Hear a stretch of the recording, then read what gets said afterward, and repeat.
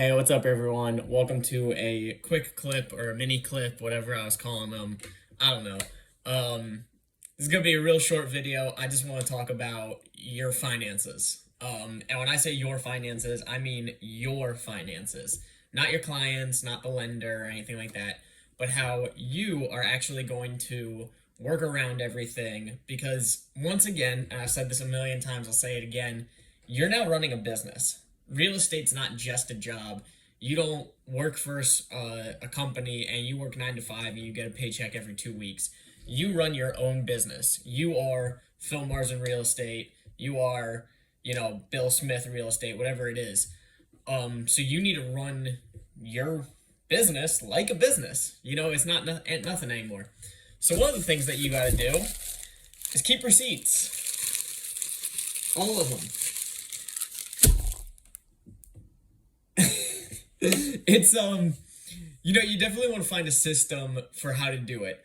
I have a whole stack of receipts, as you see, and I put everything on a spreadsheet so that it's documented, but I keep all of the actual ones as well, because in the case that I'm audited, I actually have to prove all of this stuff.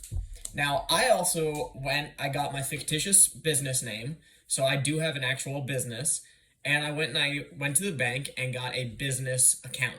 So now, when I first started, everything was coming out of my personal account.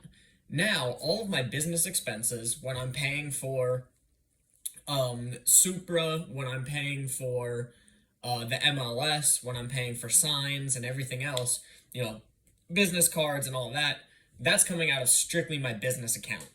So now when I go to the IRS and then they say, hey, you owe us a bunch of money, I can say, yeah, I owe you some money, but I don't owe you all of this. And it's very clear, cut and dry, that all of these expenses were strictly business expenses because they're not tied up with my personal account anymore. So when you get into this, again, you don't need to do this immediately. You don't need a business license or a business account. You don't need a separate bank account in order to write stuff off on your taxes. You just need to be really organized with it. When you start getting a little bit bigger, you might want to make that business account so that you can separate your personal life and your personal spending with all of your business expenses. Because otherwise, if you're constantly taking clients out and buying closing gifts and all of this other stuff, it is going to get really complicated where there's going to be a million different things where you're thinking, okay, is this a business expense or was this a personal expense? And if you're not organized, there's going to be a lot of money that you're leaving on the table that you're not going to be writing off because you're going to put it in a personal when it should be a business. So I hope that makes sense. And again, I just want you to actually start thinking about this, that when you start your business, make sure you really categorize all of your spending. Even stuff like your gas, you can write off mileage on your car, all of the, like I said, the expenses to the business, whether it's Supra, the MLS, your signs, your business cards, anything like that. If your broker pays you a fee for the office or anything like that, you can write all that stuff off. But if you're going to get fast food every other day just for fun, just because that's what you eat for lunch, that may or may not be a business expense, So it all depends. If you take a client out to dinner, that's a business expense. If you take your wife out to dinner or your husband, no longer a business expense. So you want to make sure that you have all of that stuff organized. Keep your receipts, keep them organized. Make sure that you know what's what, and make a spreadsheet.